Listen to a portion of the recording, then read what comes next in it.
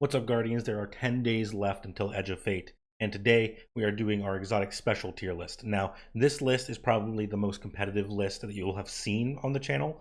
Exotic specials are pretty much where I think most of the meta is.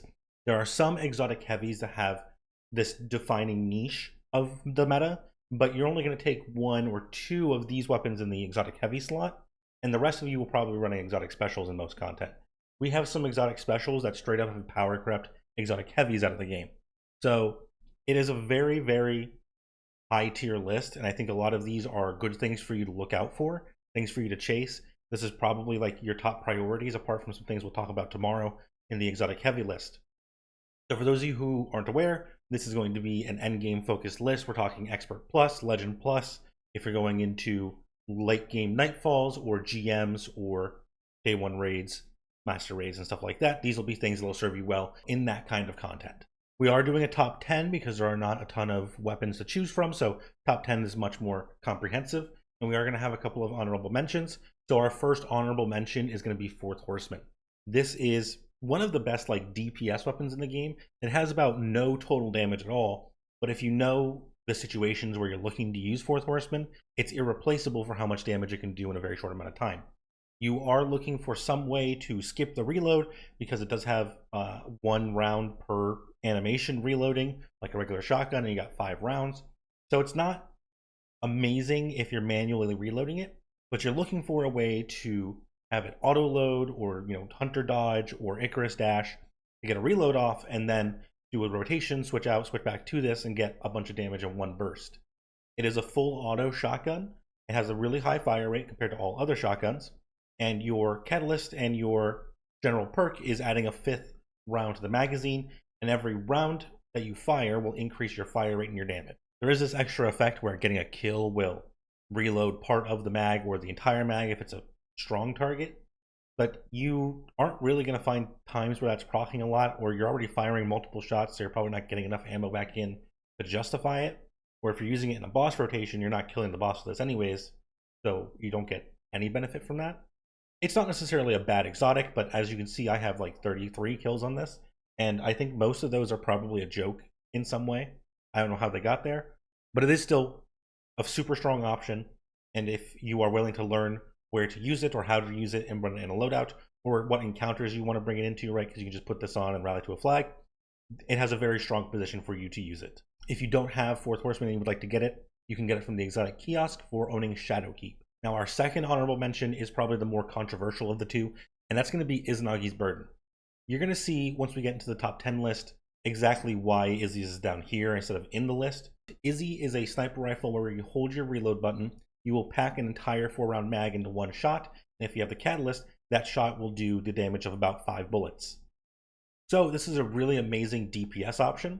You can't speed up the special reload, so you have to sit through the slow reload animation to proc that, but the way that we've typically used it in the past is for like auto loading rotations, where you would fire this, fire your other weapon, then fire your heavy to get your bait and switch.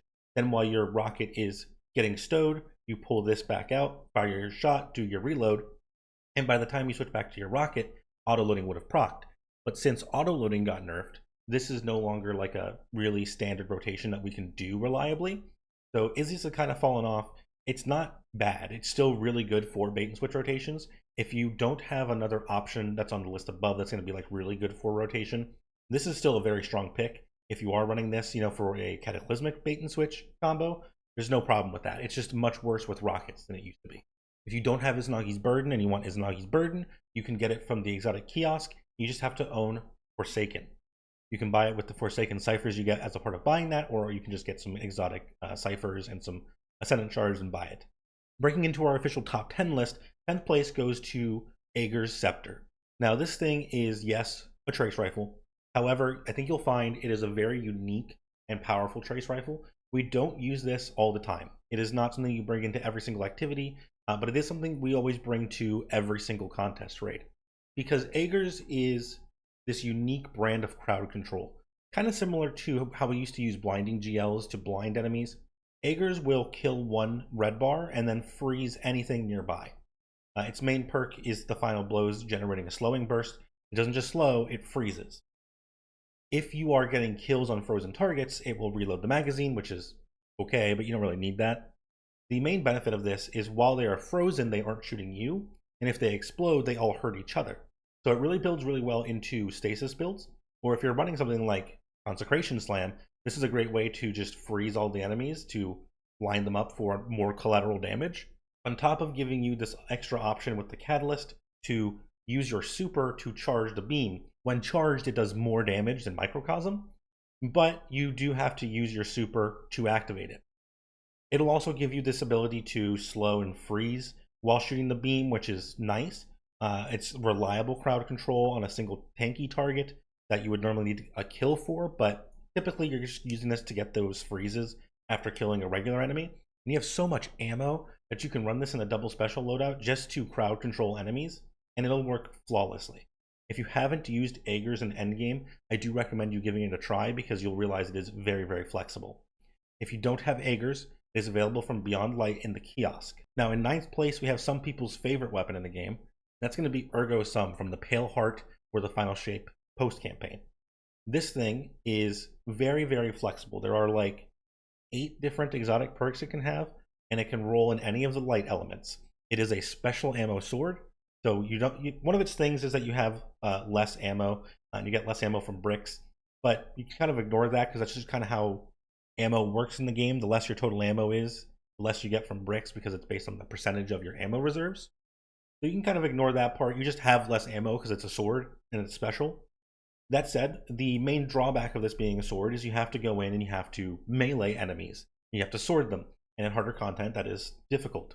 The benefit of a sword is you do have block energy, which you don't need to hit things for like a glaive. So you can block, you can have really good damage resistance, and if you're using strongholds, this works with strongholds. The other part of this being an exotic is with its random world perks. We're going to talk about 2 of them. You can get either Wolfpack rounds, which is like Galahorn but for swords. You put this out, you use your heavy, you get Wolfpack rounds on any sword swings you do. You can use this and then pull out a heavy sword and get Wolfpack rounds, and all your teammates who are using swords can get Wolfpack rounds. So it's kind of mandatory for any sword DPS now. This is just kind of push the meta even higher on swords. And then the other option that people like to use, and I think is probably the second best, is the Risk Runner Arc Conductor legendary trait. So that would give you, while you do a heavy attack, you get kind of Risk Runner's little defense bubble around you that will block arc damage, and it will chain damage to nearby enemies without you having to spend more ammo. And in most content, it is 1 or 2 shot against red bars, so it's pretty efficient for ad clearing. I think it also gives you a nice boost to survivability that you want on a sword to get in and out. However, it doesn't always scale the best in the end game, so you have to pay attention to what you're running, what your build is, and build around it. Now, there is a world where you want to build into this with Transcendence because it gets a huge benefit from Transcendence, which is 1, it builds up both sides of your bar. 2, it provides extra energy to your light bar. 3, while you're Transcendent, you get like a 45% damage buff. It's a lot of damage. And 4, the Catalyst is that while you are Transcendent, getting grenade hits with your Transcendent grenades gives you ammo for free. So if you are kind of using this in a good setup where you have abilities that do darkness damage, or you have some other way of just building a lot of darkness energy quickly, just swinging this thing will get you the light energy you need to transcend again, which will get you that bonus damage and more ammo. It is a very great sword frame. You have many options for the actual heavy attack you want. I prefer the wave frame because as a special weapon, I kind of wanted to clear some ads and I kind of wanted to do single target damage. Thankfully, the wave sword frame kind of does both of that. It does decent single target damage with the follow-up swing and the heavy attack combined, and it's got good AoE ad clear. Other options are the caster frame. A lot of people do like that one.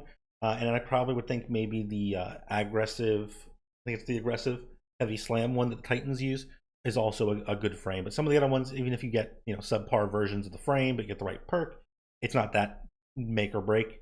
Just focus on having the right traits that you want, and then hopefully a guard that's not going to completely drain your energy immediately. You want some energy to block when you need it. In 8th place, we have our first raid exotic, and this is no surprise to any endgame player. It is Divinity. Divinity is acquired from Garden of Salvation. You have to do the quest line to get it, so it's a guaranteed unlock as long as you do the quest. If you get this, you will quickly realize, 1, you're not going to use more than one at a time, but you're going to realize Salto Greppo is right, this thing is really good. The main benefit of using Divinity is while you are hitting a target, it makes a field around the target, that weakens them for a 15% bonus damage. It's not as much as Tether, which it used to be, but it's reliable and constant. And anything that hits the field counts as a headshot for things that can headshot. Obviously, your rockets can't headshot, but you'll still get the damage bonus. It is usually a much easier target to hit than most bosses because they're moving, they're flinching, things like that will get in the way.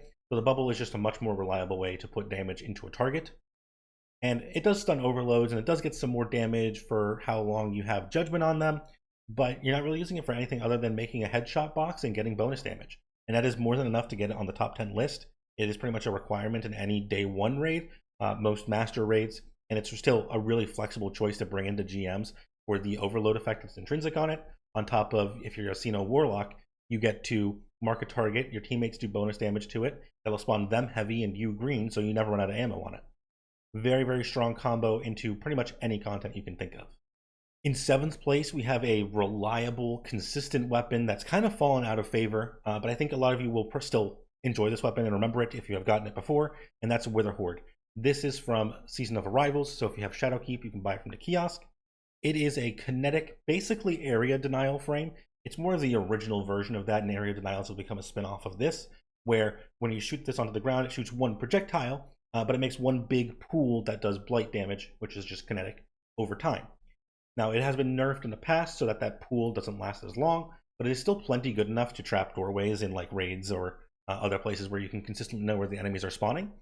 And if you direct impact a target with it, unlike an area denial, which just makes the pool in the area, Wither Horde will be absorbed in the target and it will poison that target directly. It will last longer and do more damage while you hit a target with it. So if you can consistently keep this procced on a single target, it competes with like Acreus for total damage. It just takes a long time to do that because it takes about 10 seconds for one of the blights to do its full damage. If the enemy dies while they have that damage going on, they'll drop a projectile to the ground that will do the regular ground damage. So this is pretty good for single target damage, for ad clear. The downside of Wither Horde is that it doesn't stack. So if you and your entire team bring Wither Hordes, you cannot all hit the enemy and do damage at the same time. Same as the way area denials work, they don't stack. So that's always been the downside of Wither Horde, and a lot of take damage things in the game. Anarchy is the exception to that. Anarchy does stack. So while you can't stack it with your team, if you are the only person using Wither Horde, or you guys are using it to trap doorways, or you're in like Vault of Glass and you're in different spots, so you're shooting Wither Horde at different targets, then there's no reason not to take it.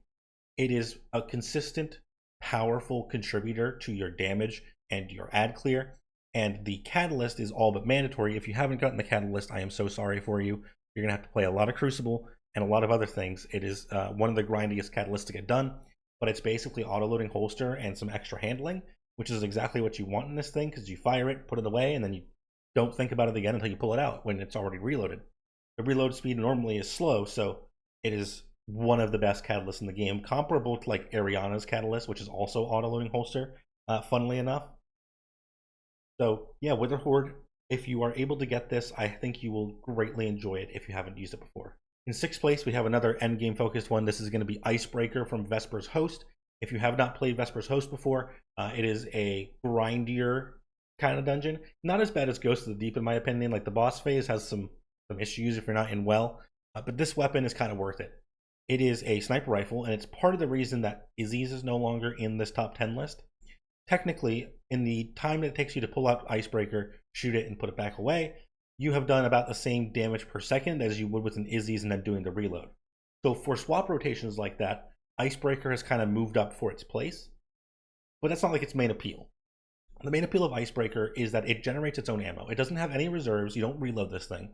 It has a 10-round magazine, and based on the kills and assists that you will get more ammo. For every 2 red bars you help kill, you'll get 1 round. For every major you help kill, you'll get 2 rounds. And for every mini-boss, champion, or higher, you'll get 3 rounds per kill. Now, you can't kill the enemy with Icebreaker. If you kill them with a different weapon or an ability, or you damage them with Icebreaker and your teammate kills them, that's when it counts towards that progress.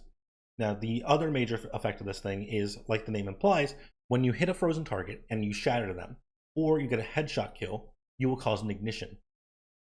If you hit a body shot and get a kill with a body shot, you will cause a regular solar explosion, kind of like Sunshot. So the main appeal of this thing is running this with Stasis is a great combo for your light and dark, or if you're running Prismatic and you're doing a bit of light and dark with one of the grenades, you can cause a ton of ignitions and a ton of shatters, which will both add up to a lot of damage over time. and the shatter kills will usually get you your ammo back. Now the catalyst, if you go ahead and do it, I literally haven't gotten around to it. I think it's a really good catalyst. It's not bad or anything. It's just a lot of work, and I haven't used Icebreaker enough to justify getting it. However, if you're doing it for boss damage or using it for that rotation, it is actually a really good pick, because the catalyst allows you to, when you're hitting a stasis afflicted enemy, so slowed or frozen, your first hit every 10 seconds will give you one shot back. That sounds, kind of slow. Like if you're doing this in rotation with bait and switch, you're taking 10 seconds before you do it again anyways. But the other effect is every other hit will bypass that cooldown. So you'll basically give yourself a 50% increased ammo reserves. You'll get about 15 shots instead of 10. And if you are taking that time to wait in between shots and doing rotations, it can stretch even further or infinitely if you are waiting that 10 seconds before you fire every time. So it is a very good piece for making this a better boss damage rotation weapon, but I don't think it's mandatory at all. And for things like GM content, this being a unique sniper frame that shoots slower but hits even harder than our most aggressive snipers, it is a very fun weapon to bring into nightfalls, because you're killing so many enemies and getting ammo back, and you don't really need to worry about total damage the way you do in a raid or dungeon boss encounter. From one dungeon to another, 5th place is going to Buried Bloodline from Warlord's Ruin dungeon, available last year, so it's a Lightfall campaign. You'll need to get Lightfall, you can run the dungeon, and then this is a random drop chance, so you don't have to farm it. So Buried Bloodline is basically a rocket sidearm, except instead of shooting rockets, it shoots crossbow bolts. So they don't explode, they do more damage per hit, but it doesn't have that AoE effect that you're looking for normally on a rocket sidearm. It is a very unique frame. The main benefit of Buried Bloodline is hitting enemies heals you, and once you kill 4 red bars or 1 orange bar with it, you will get Devour on any class, any subclass. That is, if you aren't aware, really, really strong. Devour gives you 100 HP per kill on most classes. Warlock gets a little bit more if you're running the aspect, and it will work with that if you proc it with this. You get 100 HP per kill and grenade energy on kill. So for almost any build that we currently have in the game, it is a very potent thing to add in there. If you're not running something else, if you don't need, solar on your solar subclass or arc on your arc subclass, you can toss this on to give healing to the classes that don't have it or that need it the most. On top of that, if you get the catalyst done, you will cause weaken on every hit while you have Devour active. So this can be a bit of a team support weapon. It'll increase its own damage so you can kill things faster, and then it keeps you alive in pretty much anything you need it to. With that rocket sidearm frame, one was not nerfed against bosses, so it's better against bosses than other rocket sidearms, which isn't really a selling point, but it makes it a little bit better in endgame for your rotations. But it is also better into champions and majors, and provides you this very strong healing effect that will keep you alive in every content you can think of, as long as you can kill enemies once every 10 seconds. In 4th place, we have the King of Fire and Ice Conditional Finality. This weapon is from Root of Nightmares raid. It is available in Lightfall, so you'll have to get that and clear the raid and hope for the drop. But this is one of, if not the best, shotguns that you can get. It's a double barrel. You can fire only 1 shot at a time, no double fire yet, waiting for that catalyst still, Bungie. And this thing will fire 1 stasis shot out of the left barrel, and then a second shot will be solar out of the right barrel. It goes into your kinetic slot, so it is the only way to get solar in your first slot if you're not running osmosis. And it doesn't have a ton of complicated effects. It just does a lot of damage per shot. And then if you hit most of your projectiles with the stasis shot, you will freeze the enemy. And if you hit most of your projectiles with the solar shot, it will ignite the enemy. You don't need to kill for that. If you do kill them, it counts usually. So this is just a very strong option. And going into Edge of Fate with the stasis changes, moving stasis to anti-overload, this will be anti-overload with the first shot and anti-unstop with the second shot. So kind of a buff, kind of a nerf to stasis overall, but this thing specifically kind of gets stronger for it because it already has both those barrels. So this thing will do really good if you're doing even like a rotation. It is very strong just as a special. And if you're not getting the ignites on a boss because multiple people are shooting this thing, it doesn't fall off that bad because the frame itself does do really good damage for a shotgun. 3rd place is going to be our pay to win exotic, which means yes, it is New Land Beyond. Now New Land Beyond is available from purchasing the new Edge of Fate expansion. If you buy it now, you can get it now. If you buy it when it's out, you'll get it then. This thing is a remake of the No Land Beyond from D1, which used to be a primary ammo sniper. So it's now a special weapon, but it does have a ton of ammo reserves, and you get a ton of ammo per brick. So the main appeal of New Land Beyond is every time you hit a headshot, the damage is ramped up to 100 times. The thing about the buff is once you hit 20 stacks, you're pretty much soft cap. you will go from 80% to 83% at 100 stacks, which you don't really need to do. But the main benefit of hitting that 20 stacks is that this will hit like a truck. Its DPS will be roughly equivalent to Lord of Wolves, and it will have much more total reserves. Now, you will want to get the catalyst once we get into the expansion. They have revealed that the catalyst is once you're at those higher stacks of the master, hitting a headshot will just put ammo back into your mag, which means you'll never have to reload this thing. It does have a clunky reload where you have to recock the bolt every time you fire, but if you are good with timing or want to play a mini game, whenever you pull the bolt back all the way before your character starts pushing it up, you can animation cancel, and that will count. And Bungie has said that's like intentional. They want to have that skill gap in there for this gun. So if you are doing that and you're including reload speed buffs, which do affect that cock time, you can actually surpass Lord of Wolves DPS and with better total damage once we have that, canceling the reloads. So right now it is just very strong. In Edge of Fate, it's going to be even stronger. So it might even move up on this list. But just for running nightfalls or things like that, once you have this at about times 20, you'll 2, maybe 3 tap champions and GMs like 40, 50 light under. This thing hits like a truck. The commitment is you having to recock that chamber every time, and I think that's more than worth your time. Now, there is a one downside, which is this is a sniper without a scope. You do have to use iron sights on this, and you can kind of see that here, and they do feel a little weird sometimes. You have to get used to it and aim a little bit higher than you think you have to. And for some targets, it just doesn't want to hit headshots. So it takes an adjustment, but if you're laying into a boss or a champion, they usually have much bigger crit spots, and you can figure out where you're supposed to be aiming over time, and you'll get used to it. It's the kind of gun that you have to play with and learn a bit. But I think once you learn how to use this can take you through any content. You will probably want to do a heavy rotation for boss damage. So this isn't higher up because if you're doing a DPS rotation, this is pretty rough to use because you have to do that rechamber. So it's kind of like Izzy's. It does hit as hard as Izzy's, but it's much weirder to use and it's harder to pull a rotation off with. So generally, I would just recommend using something else for that, at least until we find out if this is just better than using a heavy at all in next expansion. In second place, we have no surprise, the Lord of Wolves. Lord of Wolves puts out enough damage to compete and outclass Legend of Acreus in the heavy slot. So you are looking at ridiculous DPS, really good total damage. We're talking about like 5 million total damage compared to Acreus having 4.9 million total damage. So if you're looking to get Lord of Wolves, how do you get it? Well, you need to have Forsaken, first off. And then second, it is a random drop from exotic engrams. So you'll just need to collect exotic engrams and open them up until you eventually will get this, because you're guaranteed to get an exotic you don't have until you have them all. You're just going to have to keep opening things, and maybe Zer will sell it, and then the catalyst will just drop from, I believe, Strike playlist or Crucible playlist or Gambit. You can just go and get it there and then get the kills for it.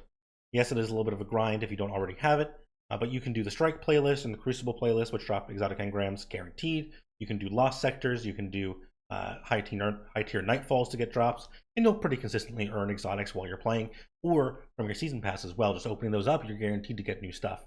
So it's just a matter of time before you get Lord of Wolves, and it will carry you through almost all content, and it's not getting nerfed. So definitely jump on it and get this thing.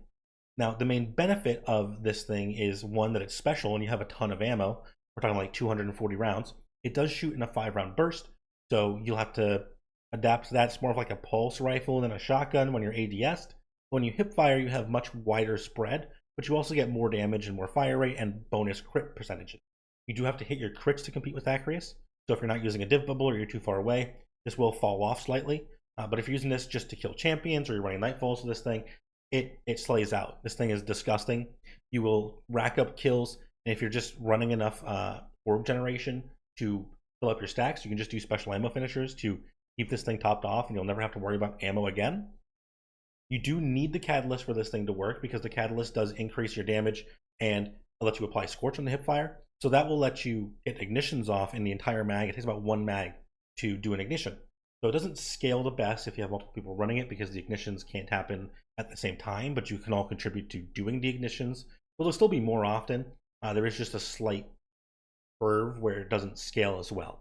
So Acreus might be better if you're not getting all the ignition damage, but this is going to be a bit easier to use because you can use it from farther away, as long as you're using a div and probably Lunas. So for the most part, you want to be firing hip fire when you're trying to kill things quickly.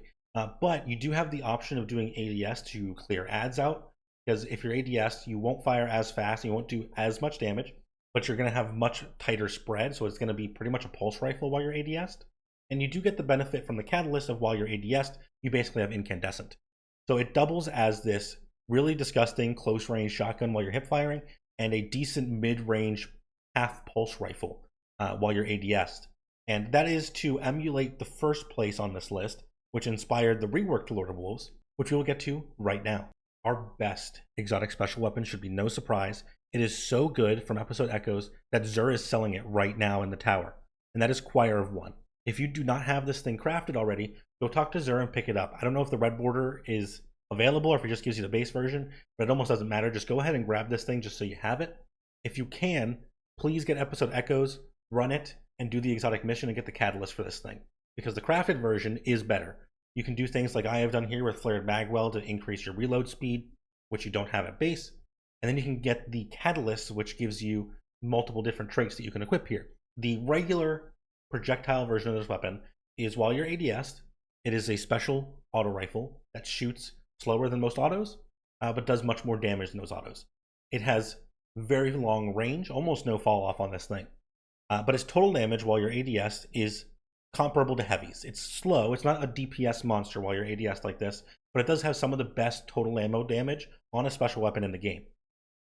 While you're hip firing, you switch to this alternate mode where you start firing wyvern projectiles, where you shoot 5 bursts in a plus pattern, and these will be explosive and they will do a ton of damage, and you shoot them much quicker than your ADS shot. It does consume 5 shots per projectile, but you are getting much higher DPS than if you were ADS'd.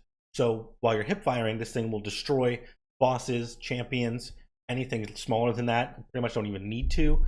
In close range, you just hip fire at them and it will delete them, kind of like Lord of Wolves does. And if you're farther away, you can ADS this thing almost to sniper range and still 1 or 2 shot red bars and yellow bars in GMs. Now the catalysts are very big benefits if you pick your favorite. There are 3. My favorite is destabilizing rounds. Ever since the buff, this has been even more disgusting. Like, I thought this was good before they buffed destabilizing rounds, but now you cause the explosion, which gives volatile to all nearby enemies, and then you get volatile rounds for 5 seconds, which means this is also anti-barrier, and whenever you hit new targets, you apply volatile, which will then, explode and hurt more enemies. So a disgustingly good ad clear option, a great anti-champion option, and it's pretty free. I love this thing so much. If you do want to run one of the other options, I don't think there are bad choices here. You have the option of subsistence, which while you are killing ads, every kill you get will load some more ammo in the mag, which is great if you just want to maintain the uptime without having to reload, as long as you're killing ads or majors. Like if you're hip firing a champion, you'll get probably like 5 to 8 rounds back, which isn't like a game changer, but it will keep you going if you need it. And the other option is Onslaught, which is a great DPS boost in the short term. You have to have some kills to ramp it up, but it is a much faster fire rate. So your DPS will be really good for the 5 seconds that the perk lasts. I just think destabilizing rounds is a more all-around pick, and that's why I've gone with it. However, there's nothing wrong with taking subsistence or onslaught in that case. Now, you do have one more benefit of this thing, and it's kind of just tacked on, which is it does have the effect of getting multiple kills will spawn a radial area pool, kind of like the legendary weapons from this season. So you do have a bit of splash built into this thing. They're very small. They're not like reliable DPS options, but sometimes you'll get some extra kills that you weren't expecting because of that. And I think it's every 3rd kill will spawn one of those pools, or if you're fighting a major, it'll spawn that. So you can kind of plan around that to get the destabilizing rounds to go off and make things volatile, and then if they get hit by the pool will detonate them and kill the other enemies. So fun little thing. This is just probably, if you're going to run only one weapon for the rest of your life, if you ran this thing, you would never have a problem in any content. That's what I think. Like, legitimately. This is one of the best weapons of all time. But go ahead and get this. Xur is selling it right now. If you're watching this video when it's out, go get this exotic if you don't have it. It is free. You do not need the expansion or the season to go grab it. You do not need anything but strange coins. If it is not that weekend, you're going to have to go do Episode Echoes. You got like a week left. And once the expansion comes out, it's probably going to be in the kiosk. So definitely check there and see if it's there. If it's not, look for the exotic mission in the rotator, because that'll probably be where you're going to get it. And that's it. That is our whole top 10 list of exotic specials for this time. I think this is going to be a much less controversial list than the primaries and the legendaries, because there's a lot of different variables in those, and I made some more interesting judgment calls. Some of you think this is definitely a much easier list to pull out. I think probably the most controversial thing is going to be Acres, which is already at the bottom of the list. But yeah, let me know which specials you're using, if any of these are something that you haven't considered. And if you are interested in like where I compare like the damage numbers to this, I do use Aegus's damage spreadsheet. He has tested most exotic weapons and weapon combinations on Templar and gotten damage numbers from that. His spreadsheet is what I use. I can link that down below, I guess. So go ahead, drop a like. Tomorrow's going to be exotic heavies, and I think that's going to be a very fun list to discuss and talk about. I hope to see you guys again very, very soon.